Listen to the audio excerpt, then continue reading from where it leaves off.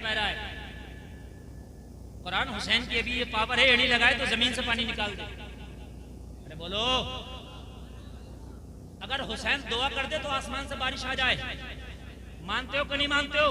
ये पावर लेके बैठा है अली का बेटा, मगर कुरान तू बता क्या कर, मुझे क्या करना है? तो कुरान कह रहा इस्तईनु बिस्सब्र वस्सलाह। तुम्हें इआनत की जरूरत है, मदद चाहिए ना, तो सब्र और नमाज को पकड़ लो। हुसैन ने करबला में दोनों को पकड़ा, एड़ी नहीं मारी जमीन में, चाहते पावर थी मार के पानी मंगा लेते, निकाल लेते, लेकिन नहीं मारी। सब बोलिए क्या है? सब। खंजर चल रहा है गले पे, सजदे में सर है नमाज। बोलो हुसैन की जिंदगी में कुरान है कि नहीं? बोलिए है कि नहीं है? हम भी हुसैनी है, हम भी हुसैनी है। हमारी तो ना शादी में कुरान दूर दूर तक पता ही नहीं। हद ये है कि हमारे जो सवाब वाले काम थे वो काम भी हमने उल्टे कर दिए। उर्स क्या है? बरकत के लिए किया जाता है।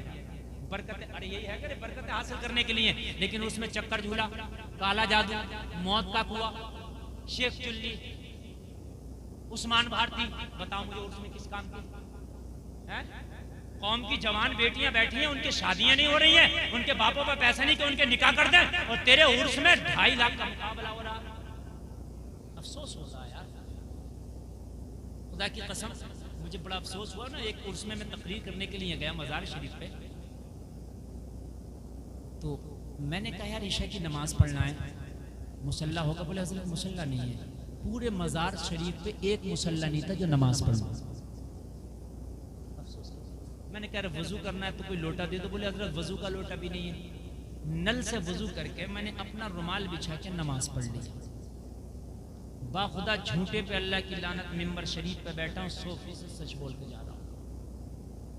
नमाज पढ़ ली, बहुत लंबा चौड़ा पंडाल। मैंने कहा यार इतना लंबा चौड़ा पंडाल का, पब्लिक तो इतनी आई नहीं। कहने लगे हज़रत मेन प्रोग्राम तो हमारा कल से शुरू है।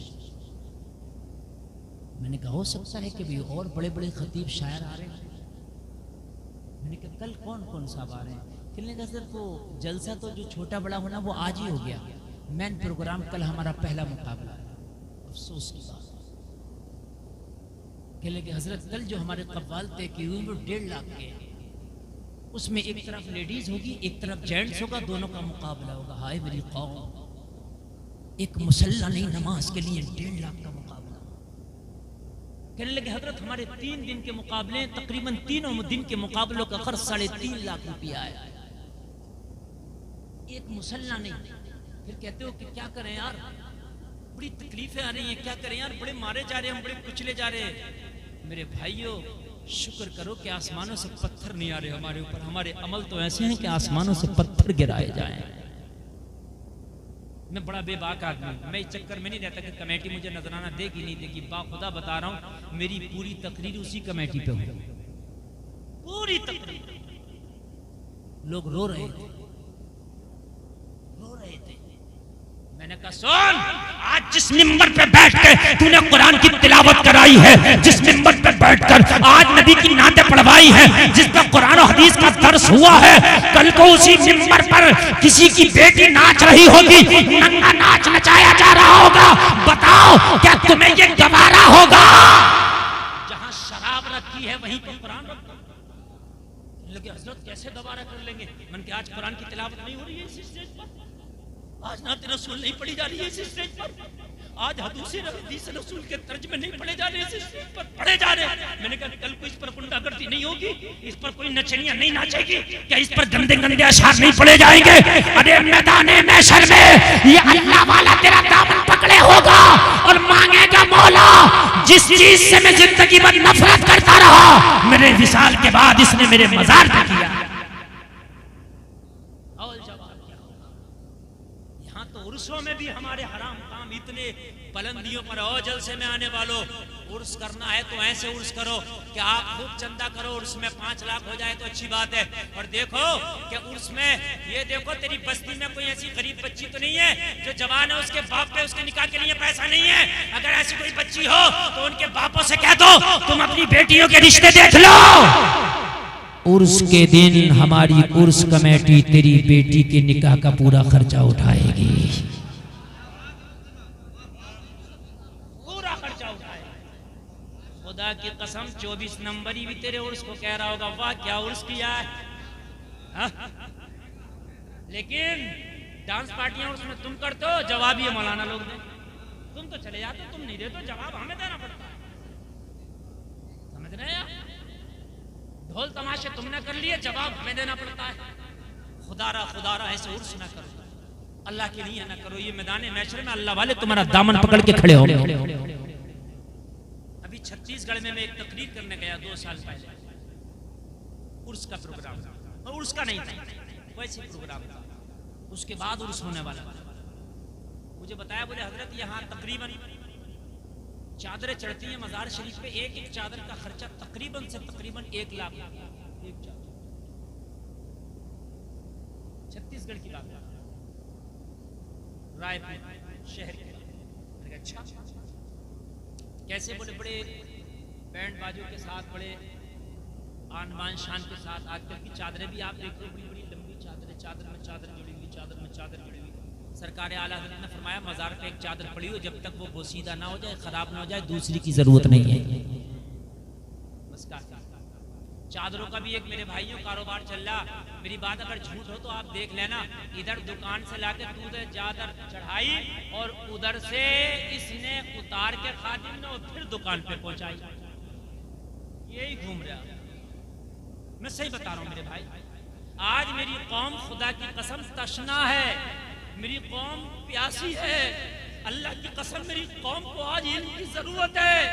अगर आज ये मज़ारों पे बैठे सज्जादे अपनी कौम का दर्द रखे, अल्लाह की कसम यूनिवर्सिटियां खोल दे, तो मैं दावे के साथ कहता हूँ, गरीब नवाज की एक छोटी देगी यूनिवर्सिटी चला देगी, एक बड़ी देगी यूनिवर्सिटी चला देगी।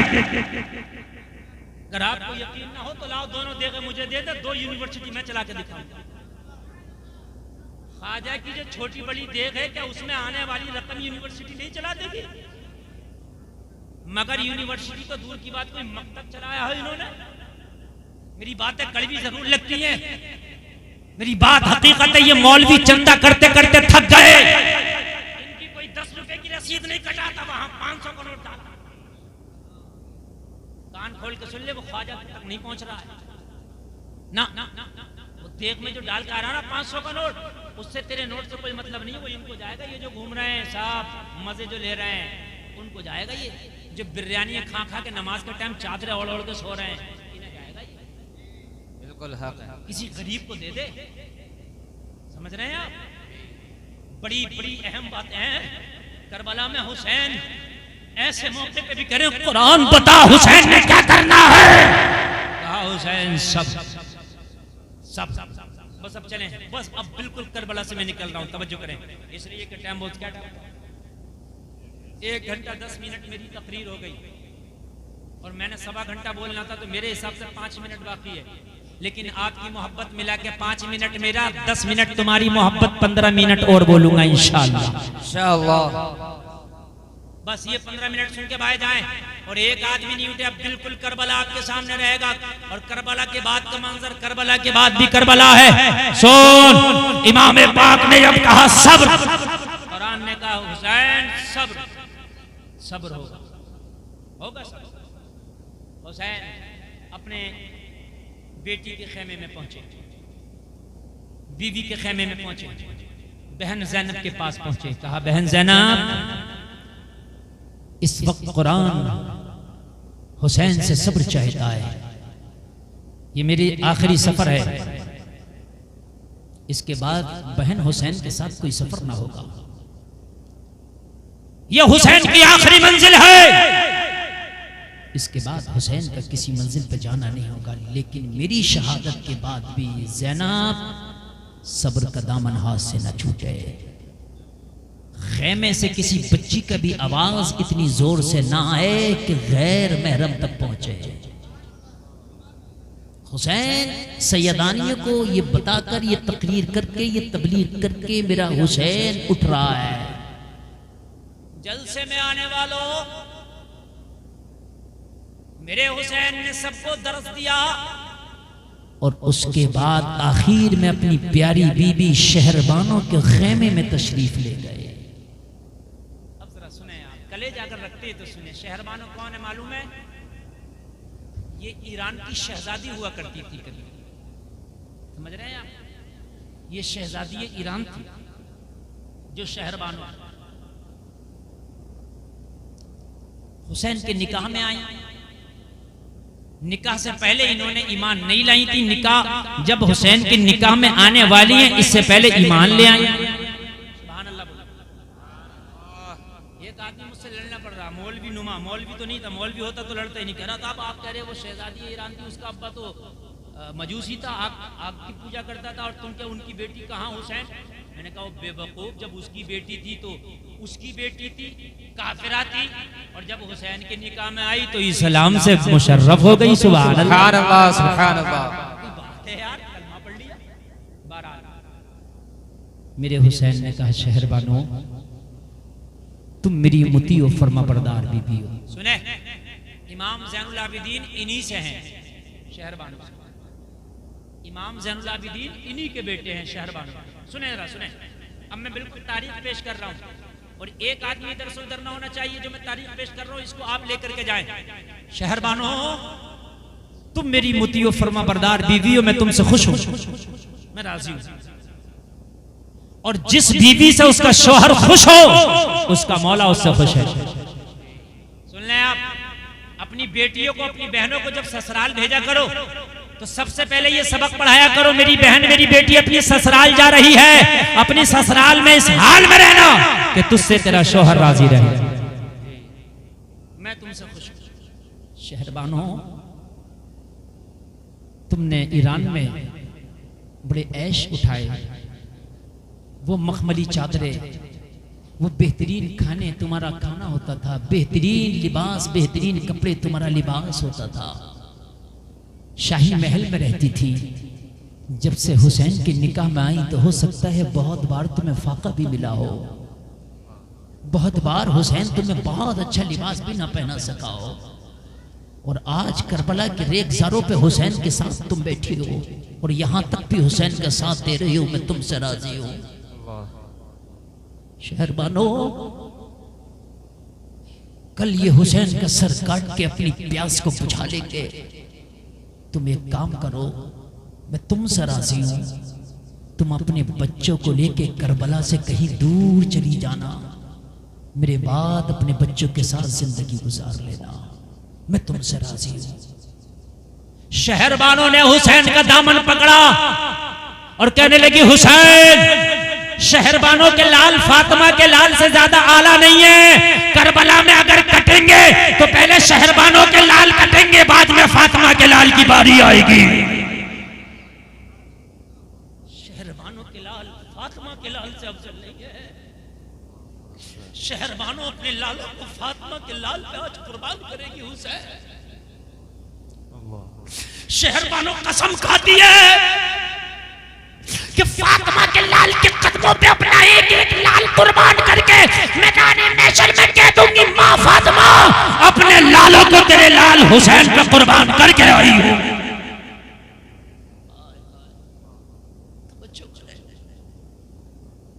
वो कहने लगी हुसैन कभी अपने दिल में ये ख्याल ना लाना कि मैं अच्छे खाने ना खा सकी आपके निकाह के बाद, कीमती लिबास ना पहन सकी आपके निकाह के बाद, वो ऐश मुझे ना मिल सके आपके निकाह के बाद, ये ख्याल में भी ना लाना हुसैन आज आखिरी रात है।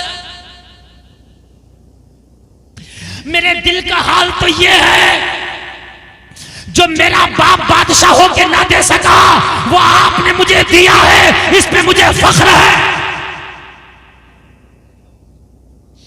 हुसैन ने फरमाया मेरी बावफा बीवी मैंने क्या दिया तुझे, करबला में दुश्मनों के नरगे में है तू, चारों तरफ से यजीदी भेड़िए सुबह का इंतजार कर रहे हैं, मेरा सर काटने के बाद शहरबानों तुम्हारे खेमे को आग लगा दी जाएगी, क्या मिला?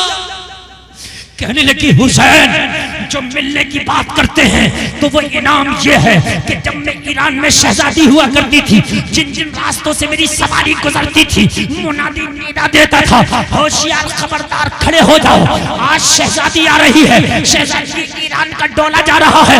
लोग बादब हो जाया करते थे, निगाहों को मेरी तरफ से नीचे कर लिया करते थे, अदब में खड़े हो जाया करते थे। ये मेरे बाप ने मुझे दिया था, मगर खुदा की कसम जब से मैंने आपसे निकाह किया है मुझे इतना बड़ा इनाम मिला जो किसी ने न दिया। कहा क्या इनाम मिला?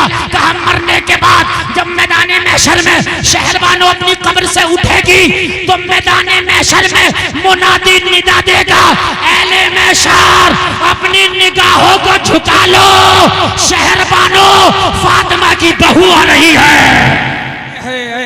क्या बात है, क्या बात है। शहजादी ईरान होना और है, फातिमा की बहू होना और है। ये जो कमाल मिले हैं मुझे आपकी बीवी बनने के बाद मिले हैं। लोगों, हुसैन की जिंदगी में कुरान है, हुसैन के घर वालों की जिंदगी में कुरान है। गले सबके काटे, शहादतें हुई, रात आई, रात आई। मुअर्रिख लिखता है जिसके सारा कुनबा कटा पड़ा, जरा बताओ उसका हाल क्या होगा। वाह। सैयदा ज़ैनब सकीना को सीने से लगा के खेमा में बैठी है, रात में बैठी, आधी रात आई। आप देखते हैं कि जंगलों में जानवरों के बोलने का भी एक वक्त होता है, जब सन्नाटा छाता तो वो भी खामोश हो जाते हैं। जब सन्नाटे का आलम आया, ज़ैनब उठी, हाथ में तलवार लेके। सैयदा सकीना ने दामन पकड़ा, फूफी तुम कहां जाती हो? अब तुम्हारा ही तो सहारा है। कौन है जो अब सकीना को सहारा देगा? फूफी सिर्फ तुम्हारा सहारा है। कहने लगी ज़ैनब तेरी फूफी पे दोहरी जिम्मेदारी आ गई है आज। क्या? कहने लगी बेटी करबला के मैदान में कटे हुए लाशें पड़े हैं, करबला के मैदान में कटे हुए लाशें पड़े, दोहरी जिम्मेदारी है तेरी फूफी पर। उठने दे, थोड़ी देर के लिए करबला के मैदान का चक्कर लगाने दे, देखूं कि मेरा भाई हुसैन कहां पड़ा है, देखने तो दे। अली अकबर की जवानी कहां लूटी गई है? दोहरी जिम्मेदारी है, जंगल है ये, बयाबा है, गरीबुल वतन है, शहीदों के लाशें कहाँ है, तलवार हाथ में ली, अली की बेटी करबला के मैदान का चक्कर लगाती है। हुसैन का लाशा पड़ा है, हुसैन के लाशे के पास बैठी है, सरपुरी का लाश पड़ी है, सर कटा हुआ है, जिस्म के पास बैठी है, सीने में खंजर लगा हुआ, नेज़ा चुभा हुआ, सीने से जो खून निकला था वो मिट्टी उसके अंदर मिल गई है। सैयदा ज़ैनब हाथ से सीने से मिट्टी गिरा दी। मिट्टी ऐसी हो गई है जैसे पानी मिट्टी में डालो तो कैसे गुद जाती है, इस तरीके से हुसैन के सीने से गीली गीली खून में सनी हुई मिट्टी हटा रही है। वाह अकबर। मिट्टी हटा रही है, कपड़ों को साफ करने की कोशिश कर रही हो, कह रही है भैया हुसैन, अरे जब मदीने में थे तो नाना के कांधों पे सवारी किया करते थे, करबला में आए तो लाश कैसी बेगोरो कफन पड़ी है। लोगों, इसको कहते हैं सब्र। कौन सा कलेजा लाओगे, कौन सा जिगर लाओगे? ये अली की बेटी का जिगर है कि भाई के लाशे से उठी, और उठने के बाद जब सकीना का ख्याल आया तो फिर खेमा में आ गई और सकीना को गले से लगा कर बैठ गई।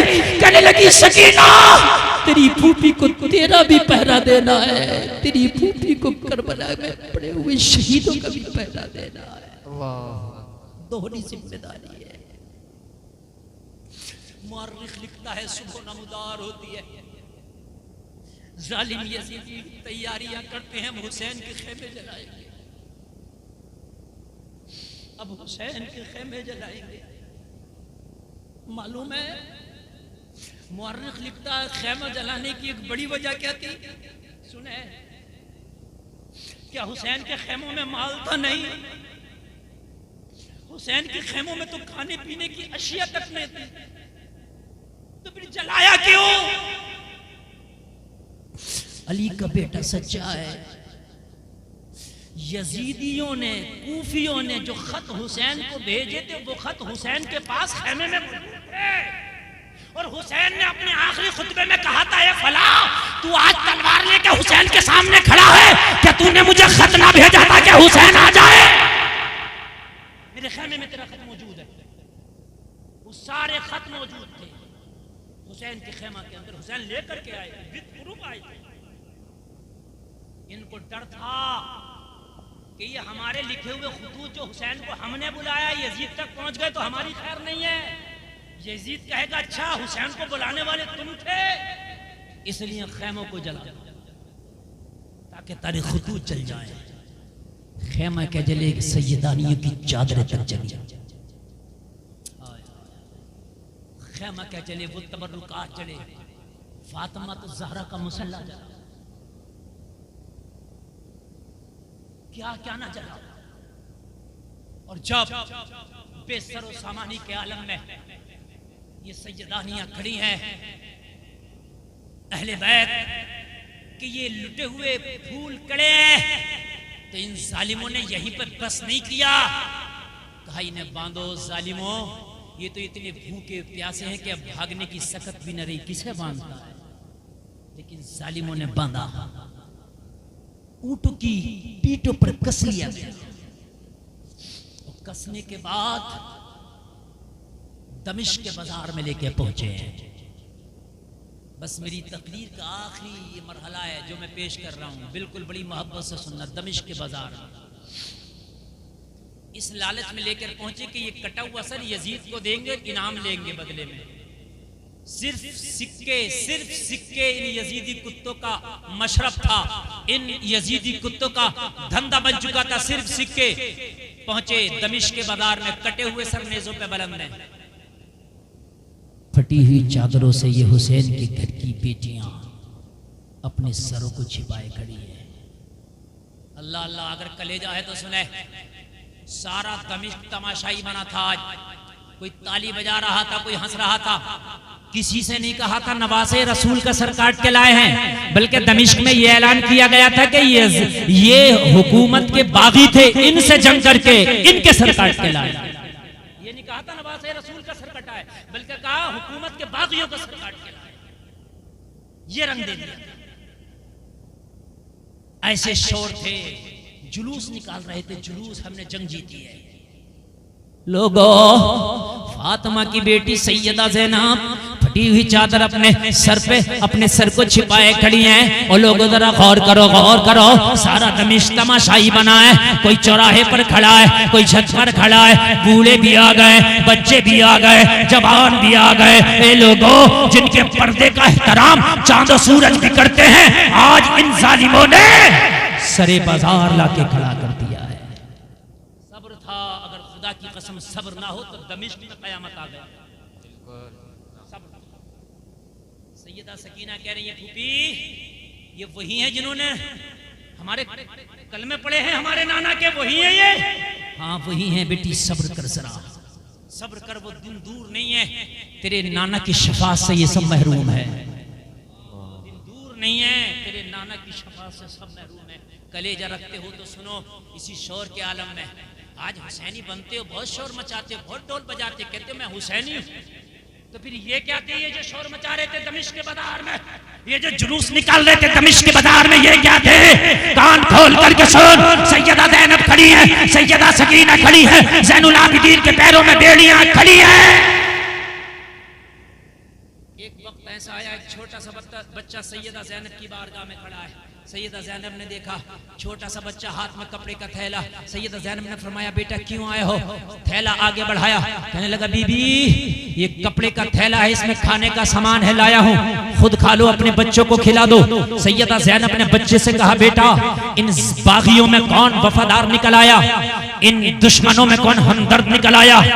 बाद में खाने पीने की बात करना, जिसने ये खाना भेजा है एक बार उसका चेहरा दिखा दे ताकि मैदान महशर में कह सके नाना मुस्तफा से इन गद्दारों में भी एक वफादार था। उसका चेहरा, खाने की बात ना कर। इसने सैयदा को थैला दिया खाने का, दौड़ा दौड़ा गया। जब बच्चा उधर से आया लौट कर वापस, भीड़ को चीरता हुआ आ रहा था। बच्चा जब आया कुछ देर के बाद, बच्चे के हाथ में एक 80 साला खातून का हाथ था, जिसकी भवें सफेद हैं, जिसके बाल सफेद हैं, बुढ़ापे की वजह से जिसकी कमर झुक गई है, लागर की वजह से जिसके आवाज में भी कपकपाहट है। सैयदा ज़ैनब की बारगाह में लाकर खड़ा कर दिया, कहने लगा बीबी खाना देने वाली कोई और नहीं, यही 80 साला बूढ़ी है। सैयदा ज़ैनब ने कहा बूढ़ी जिन्होंने पहचाना था उन्होंने तो खंजर चलाए हैं, कि तूने भी हमें पहचाना हम कौन हैं? कहा बेटी मैंने तुझे नहीं पहचाना, तू कौन है? तो कहा फिर तूने खाना क्यों भेजा? जिन्होंने पहचाना था उन्होंने खेमों को आग लगाई, जिन्होंने पहचाना था उन्होंने खंजर चलाए, जिन्होंने पहचाना था उन्होंने प्यासे गलों पर खंजर चलाए, तूने तो पहचाना भी नहीं, फिर खाना क्यों भेजा? जहां पर सब तालियां बजा रहे थे तूने भी ताली बजा लिया होता। सब पत्थर मार रहे हैं, तू पत्थर तू भी मार लेती तो क्या होता है? तेरे भी 2 पत्थर सही हम पर, आज तो हम गम के सताए हैं। तू पहचानती थी नहीं, जानती नहीं हमें, तो फिर खाना क्यों? जवाब सुनो हिल जाओगे। 80 साल की बूढ़ी औरत ने जवाब दिया बेटी मसला ये था कि जब मैंने देखा कि तुम्हें कैदी बना के लाया गया, तुम जंगी कैदी हो, तो मुझे अपनी मखदूमा की वसीयत याद आ गई। मेरी मखदूमा ने मुझे वसीयत की थी जिंदगी में कभी किसी कैदी को देखो तो खाना जरूर खिला देना, इसलिए मैं खाना भेजती। सैयदा ज़ैनब ने फरमाया बूढ़ी माई तेरी मखदूमा कौन है, जरा उसका नाम तो बता, जिसकी वसीयत इतनी अच्छी है कि ऐसे वक्त में हमें खाना भेज रही है। 80 साल की बूढ़ी औरत ने जो जवाब दिया कलेजे हिल जाएंगे। कहा बेटी मेरी मखदूमा का नाम सुनना चाहती है तो सुन, मेरी मखदूमा फातिमा बिन्ते रसूल है। कितना नाजुक मोड़ है जलसे में आने वालों। ये हुसैन की सगी बहन खड़ी है ज़ैनब, कह रही है बेटी मेरी मखदूमा का नाम फातिमा बिन्ते रसूल है, जिसने ये वसीयत की थी जिंदगी में कभी किसी कैदी को देखो तो खाना जरूर खिलाना। हाय जिंदगी किस मोड़ पे ले आई है, कभी ना सोचा होगा। सैयदा ज़ैनब ने फरमाया बूढ़ी माई फिर तेरा नाम क्या है? कहने लगी बेटी मुझे फिजा कहते हैं। हजरत फातिमा की सबसे जो खास कनीज है फिजा, ये वो है। और कमाल की बात और बताओ, ये फिजा वही है 80 साला औरत जिसके हाथों में हुसैन का बचपना गुजरा है। वाह बड़ा नाजुक मोड़ है, मैं बहुत नाजुक मोड़ से गुजर रहा हूं तारीख के, जरा सुने। ये 80 साला जो बूढ़ी खड़ी है ये वही है जिसने एक बार नहीं बल्कि कितनी बार ज़ैनब को उंगली पकड़ा के फातिमा के आंगन में पैर चलना सिखाया है। वही है। कितनी बार हसन को लुक़मे खिलाएं, कितनी बार ज़ैनब को लुक़मे खिलाएं, कितनी बार हुसैन के झूले झुलाएं, वही है ये। जब कहा मैं फिजा हूं, सैयदा ज़ैनब ने पहचान लिया है ये तो मेरी माँ की खास कनीज है। दिल भर आया अंदर से, दिल भर आया। सैयदा ज़ैनब को लगता था चीख निकल जाएगी, मगर हुसैन का सबक याद आया। साबिर की बेटी साबरा है, सब्र का दामन न छूटे ज़ैनब। जब्त कर गई, दिल चाहता था मैं अपना परिचय भी करा दूं, मैं कौन हूं, देख मैं कौन हूं, ना कराया। खामोश हो गई, जबान दबा के खड़ी हो गई। क्यों? इसलिए कि इसने मदीने में हमें शहजादी देखा था, आज कैदी देखेगी तो दिल टूट जाएगा। अली के घर वाले किसी को परेशानी देते नहीं है, परेशान हो जाएगी माँ की तरह। और क्या अब इसे परेशान करना, भी यजीद के दरबार में जाते पता नहीं फैसला क्या हो हमारे हक में, अब क्या इसे परेशान करें, इसकी जवानी तो हमारी खिदमत में गुजरी हुई है, अब क्या परेशान करना, इसकी जवानी तो हमारी खिदमतों में गुजरी है, इसने तो हमारी नौकरी करके जवानी अपनी गुजार दी है, इसने तो हमारे घर की जारूब कशी करते करते जो है इसने अपनी जवानी गुजार दी है। मगर इतना जरूर कहा, अली की बेटी है, कहने लगी बूढ़ी माई हम उस घराने से ताल्लुक रखते हैं, अपने ऊपर अगर हमारे ऊपर कोई एहसान कर दे तो उसका एहसान उधार नहीं रखते, बदला फौरन चुकाते हैं, हम उस घराने से ताल्लुक रखते हैं। तूने खाना बेच के हम पे एहसान किया है, हम तेरा एहसान उधार नहीं रखेंगे, बदला नकद दे के जाना चाहते हैं। दिल चाहता है कि तुझे इतना इनाम दे कि तेरा दामन भर दे, मगर बूढ़ी माई देने के लिए कुछ नहीं है। जालिमों ने खेमों को आग लगा दी है, बच्चियों के कानों से बालियां तक नोच ली है, देने के लिए कुछ नहीं। अगर है तो प्यास है हमारे पास, अगर है तो भूख है, अगर है तो चंद सिसकियां हैं, अगर है तो चंद आहें हैं, अगर हमारे पास कुछ है तो गरीबुल वतनी है, अगर हमारे पास कुछ है तो दागे यतीमी है। बच्ची देख रही है, इसके पास दागे यतीमी है, कुछ नहीं हमारे पास, मगर दिल चाहता है कि तुझे दे, ये हमारा दिल चाहता है कि तुझे इतना दे कि तेरा दामन भर दे, लेकिन नहीं है आज कुछ। लेकिन बूढ़ी माई अगर तेरी कोई तमन्ना हो तो बता दे, दुआ कर जाएंगे, जबानों में आज भी इतनी ताकत रखते हैं, अगर दुआ कर दे तो अल्लाह मरने से पहले तेरी दुआ कबूल फरमा ले, तेरी तमन्ना पूरी कर देगा, तेरी आरज़ू पूरी कर देगा, जबानों में आज भी इतनी ताकत हक है। 80 साला बूढ़ी ने कहा बेटी क्या वाकई तेरी दुआएं कबूल होती है? कहा मेरी दुआओं की बात करती है, अगर कोई दुआओं में हमारा नाम ले ले तो उसकी भी कबूल हो जाती है। हक है हजरत, हक है, हमारी बात करती है। और अगर सही पूछ तो अब मैं तुझे हक बात बताऊं, अगर कोई हमारा नाम लिए बगैर दुआ तो दुआ, नमाज भी पढ़ ले तो नमाज कबूल नहीं होती है। बड़ा गहरा जुमला बोल गया, उलमा बैठे, जिम्मेदार स्टेज है, बात करती है दुआ की, अगर हमारे नाम लिए बगैर कोई नमाजें पढ़ लेना तो उसकी नमाजें भी कबूल नहीं होती। कहा क्या मतलब? सुन ले, अल्लाहुम्मा सल्ले अला मोहम्मद व अला आले मोहम्मद। कौन है आले मोहम्मद? यही तो ज़ैनब है आले मोहम्मद। सुभान अल्लाह, सुभान अल्लाह। पूरी कायनात में आज आले मोहम्मद में सबसे ज्यादा करीब कोई है तो ये ज़ैनब है। सुभान अल्लाह। नारे तकबीर, नारे तकबीर, नारे रिसालत, नारे दोनों हाथ उठाकर नारे रिसालत, या हसन या हुसैन, या हसन या हुसैन, नारे हैदरी, नारे हैदरी, नारे तकबीर, नारे रिसालत। तो कहा फिर तेरी दुआ बेटी कबूल होती है तो मेरी एक दुआ कर दे, मेरे इस बुढ़ापे में एक तमन्ना लेके जी रहे हो, अगर मेरी वो तमन्ना पूरी ना हो सकी ना तो जिंदगी से शिकायत रह जाएगी, शिकवा रह जाएगा। कहा बता, आज अगर दुनिया की हुकूमत भी चाहिए तो बता, दुआ कर जाएंगे, अल्लाह दे देगा। कहने लगी बेटी हुकूमत की बात ना कर, ये बुढ़ापा हुकूमत के काबिल नहीं है, अब तक तो ताज के काबिल नहीं, फिर क्या तमन्ना है? तमन्ना बता, दुआ हम करेंगे, अल्लाह पूरी करेगा। तो कहने लगी बेटी जब मैंने मदीना छोड़ा था तो मखदूमा के 3 बच्चे थे, एक का नाम हसन था, एक का हुसैन, एक का नाम ज़ैनब था, बड़े प्यारे थे। इन बच्चों के बगैर जिंदगी मेरी अधूरी थी। वो बच्चे मुझे बड़ा प्यार करते थे, मैं उन्हें बड़ा प्यार करती थी। जब से मदीना छूटा है इनसे मुलाकात न हो सकी, 50 साल का अरसा हो गया। ना पहचानने की वजह भी ये थी कि 50 साल का अरसा हो गया, 50 साल का अरसा। बेटी अगर वाकई मुस्तजाब दावत है तो एक दुआ कर दे कि अल्लाह मुझे सैयदा के उन बच्चों से मिला दे। मरने से पहले एक बार कलेजे से लगा लो,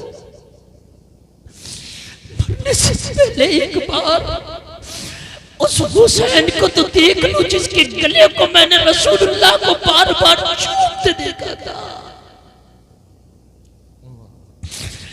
शहजादी ज़ैनब को एक बार तो अपने हाथों से छू के देख लूं कि जिसे मैंने कितनी बार कपड़े पहनाए थे। दुआ कर दे, एक बार उनसे मिलना चाहती हूँ। अली की बेटी बताना नहीं चाहती थी, मगर ये अली के घर वाले हैं, जबान दे देते हैं तो पूरा भी करते हैं। जबान दे रखी थी कि जो कहेगी वो दुआ करेंगे। कहने लगी बूढ़ी माई, जिस रात से पर्दा ना उठा सकती थी, लेकिन मेरी जबान मेरे पर्दा उठाने पे मजबूर करती है। समझ ले मैंने दुआ कर दी, समझ ले अल्लाह ने तेरी दुआ कबूल कर ली। कहा कैसे? कहा तेरे सामने जो बेड़ियों में कैद खड़ी है कोई और नहीं, तेरी ज़ैनब है। अकबर, यही तेरी ज़ैनब है, तेरी ज़ैनब है, जिसके पर्दे का एहतराम चांद सूरज ने किया था, जालिमों ने आज सरे बाजार लाके खड़ा कर दिया। देख ले, ये वही ज़ैनब है कि जिसकी कसम है, जिसके पर्दे की काया करता है ज़माना। आज तेरी ज़ैनब सरे बाजार खड़ी है, चादरें भी नहीं जो तेरी ज़ैनब अच्छे से अपने सर को ढक सके। इन फटे हुए टुकड़ों से तेरी ज़ैनब ने अपने सर को ढका है। फिजा की चीखें निकल गई, हाय जालिमो, तुमने नबी की बेटियों के पर्दे के भी एहतराम नहीं किए, तुम्हें मैदान महशर में मुस्तफा को मुंह क्या दिखाओगे? कहा ज़ैनब मेरा हुसैन कहाँ है, उसकी भी कोई खबर हो तो दे दे।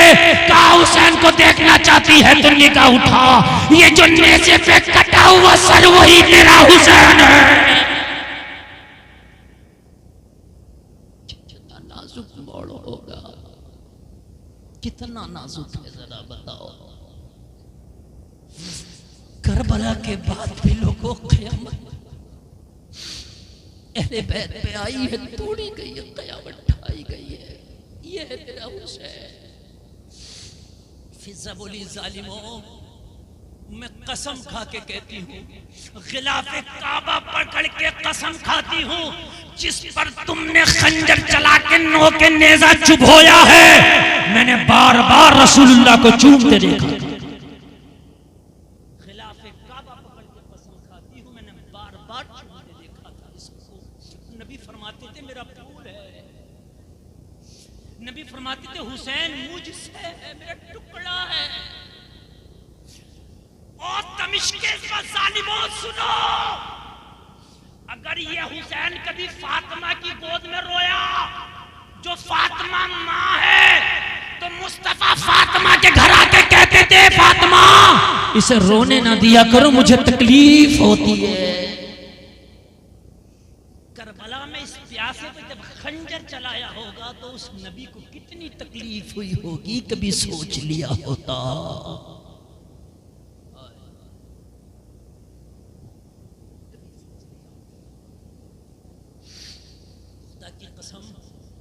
जमीन फट जाती, यजीदी धंस जाते, लेकिन इनका सब्र था कि जमीन बरकरार रही। ये भी इनका सब्र था। खुदारा खुदारा होश के न भूल लो, तुम्हारी बेटियां आज बाजारों में भी पर्दा घूमेगी, कहीं महशर में सैयदा ज़ैनब दामन ना पकड़ ले तेरी उस बेटी का, क्या मेरे भैया ने सर इसीलिए कटाया था? क्या दमिश्क के बाजारों में इसीलिए हमें खड़ा किया गया था? कि भाई तुम अपने घर के मंत्री भी हो, मुख्यमंत्री भी हो, ज़माने से लेना देना नहीं, मगर अपनी बच्चियों को कनीज़े ज़ैनब बना दो, कनीज़े सकीना बना दो। तुम्हारे घर का कल्चर इस्लामी हो, तुम्हारे घर का कल्चर हुसैन हो। वो सनानो तीर की दावतें वो अली के लाल की हिम्मत है, कभी बेज़बां का गला दिया, कभी नौजवां का जिगर दिया। वो चमन अपना लुटा गए कि बहार दीन खुदा रहे, न जमा जो रंग बहार से तो लहू भी अपना मिला दिया। इस्लाम जिंदाबाद, कौम मुस्लिम जिंदाबाद। कलमा शरीफ पढ़े ला इलाहा इल्लल्लाह मुहम्मदुर रसूलुल्लाह व मा अलैना इल्लल बलाग।